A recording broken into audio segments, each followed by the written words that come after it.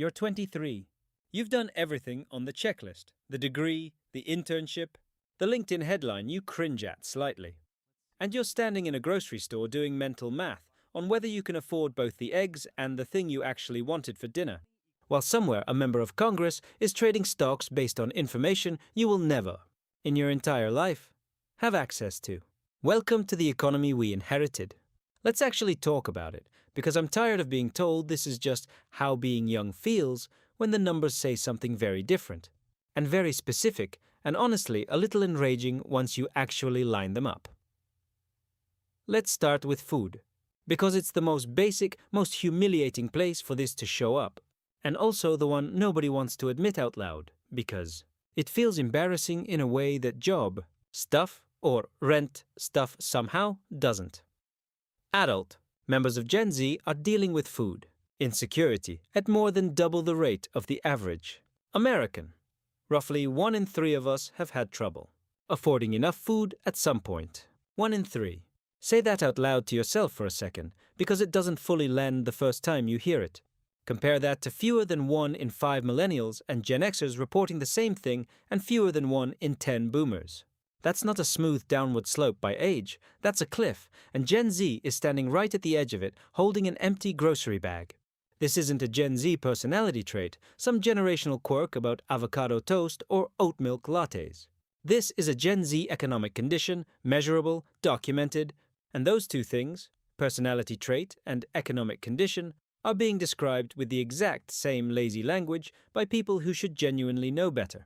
And it's not isolated to food, because nothing about being broke is ever actually isolated to one category.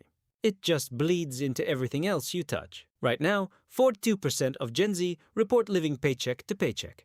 Not unemployed. Not irresponsible. Employed, working, showing up, doing the job, and still paycheck to paycheck. And here's the detail that should genuinely make you sit up straight in your chair. Even among Gen Z earning 6 figures, 29% still say the exact same thing. 6 figures. Paycheck to paycheck. Let that sit for a second, because that number alone should permanently end the just get a better job conversation that every family gathering seems to eventually spiral into. Because apparently, better job isn't actually the broken variable here. You can do the thing they told you to do, get the degree, get the good job, get the salary with a comma in it, and still be one bad week away from trouble. Which means the problem was never really about individual effort in the first place. Housing makes all of this louder, because housing is the expense that turns up the volume on every other expense in your life.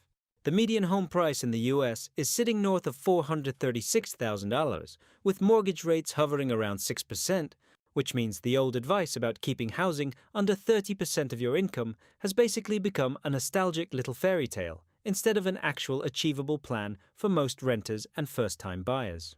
And groceries specifically keep climbing on top of prices that already climbed. Food at home rising. Fruits and vegetables rising faster than that. And among Gen Z whose monthly spending came in higher than they expected, the majority pointed straight at groceries as the main reason why.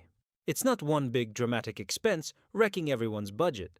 It's a dozen smaller ones all quietly rising at once, stacking on top of each other until the math just stops working. One grocery run at a time. Here's the part nobody wants to say plainly, so I will, slowly, with the appropriate amount of side-eye. The cost of living crisis Gen Z is living through isn't just inflation happened. Deal with it. The way every older relative frames it at every single holiday dinner like they've discovered a brand new insight. Multiple independent analyses comparing Gen Z today to millennials at the exact same age found that Gen Z is facing a cost of living crisis measurably worse than what millennials dealt with in 2005, even adjusting for inflation, even adjusting for the fact that starting salaries technically went up. And they did go up. To be fair, that part's true. College grad salaries rose from around $39,000 in 2005 to around $65,700 now, which sounds like real progress if you stop reading right there. But housing, tuition, and basic costs outpace that rise so dramatically that the math still lands worse for us overall. You can get a bigger number on your paycheck and still end up with dramatically less actual breathing room than the generation before you had, at the same age, doing the same things right. That's not a contradiction.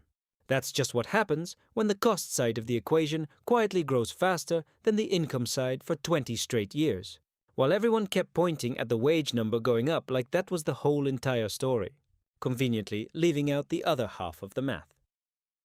Now let's talk about jobs. Because you cannot talk about a scam economy without talking about the entry-level pipeline getting quietly dismantled in real time, piece by piece, without a press release. AI and automation are steadily absorbing exactly the kind of tasks that used to be somebody's actual first job. The tasks that used to train you into a career.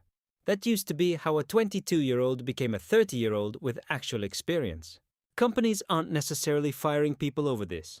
They're just never posting the position in the first place, which is somehow worse because there's no headline, no dramatic layoff story to point at, no clean villain, just silence, forever, sitting exactly where an opportunity used to be. And you can't even be mad at a specific decision because nobody ever technically made one in front of you. Here's the part that connects everything, the actual thesis of this entire video. None of this is happening because Gen Z did something wrong. It's happening inside a system a huge number of us have basically stopped believing in, and honestly, the data backs up the vibe almost perfectly. Only about 4 in 10 Gen Z adults say they trust the federal government even somewhat, compared to roughly half of all American adults, which is already not a flattering number for the federal government, but is at least a number with company. Trust in Congress specifically is even worse. Only about 4% of Gen Z say they trust Congress a great deal, and the largest single group, close to half, say they trust Congress very little. Full stop. No qualifier. That's not apathy. That's not kids these days don't care about politics, a phrase which I would like retired immediately. That's an entire generation watching the system operate up close, in real time, on their phones, with more raw information available to them than any generation in human history, and rationally, calmly concluding it's not built to work in their favor. And look, I'm not going to sit here and hand you a wild, unfounded conspiracy theory, because that's not the move, and it's also just lazy storytelling that insults both of us. But you don't need a conspiracy to explain why people feel like the economy's rigged. You just need to look at who actually has access to information, timing and leverage versus who doesn't, and then watch the outcomes stack up decade after decade, quietly in the same direction, like a very slow, very well-documented pattern nobody in charge seems eager to interrupt, when the people writing the rules also happen to benefit most from how those rules are written. You don't need a smoky backroom and a secret handshake for the average 24-year-old to correctly sense that the game's not exactly neutral. That sense isn't paranoia. It's pattern recognition, and pattern recognition, last I checked, is generally considered a pretty reasonable, functional skill for a human brain to have. It's also worth saying, because it's the more interesting and slightly more hopeful wrinkle in all this. A majority of Gen Z, along with millennials, believe the actual structure of government needs significant changes no matter who gets elected, meaning this isn't really framed as a vote the other guy out and it'll fix itself situation in most of our heads. It's structural distrust, not just partisan disappointment, which is a genuinely different and honestly more mature read of the situation than a lot of older commentary gives us credit for. We're not mad at one party losing. We're questioning whether the current shape of the whole system was ever built with people our age in the room when the decisions got made, and looking at the data, that's a fair question to be asking. Not financial advice, not political advice moment. Delivered with the full weight of a man who genuinely cannot get through a grocery run without doing math in his head like it's a part-time job. None of this means you personally failed. I need you to actually hear that, not just read it and scroll past it like every other stat today. You didn't fail some test by struggling to afford eggs on a full-time salary.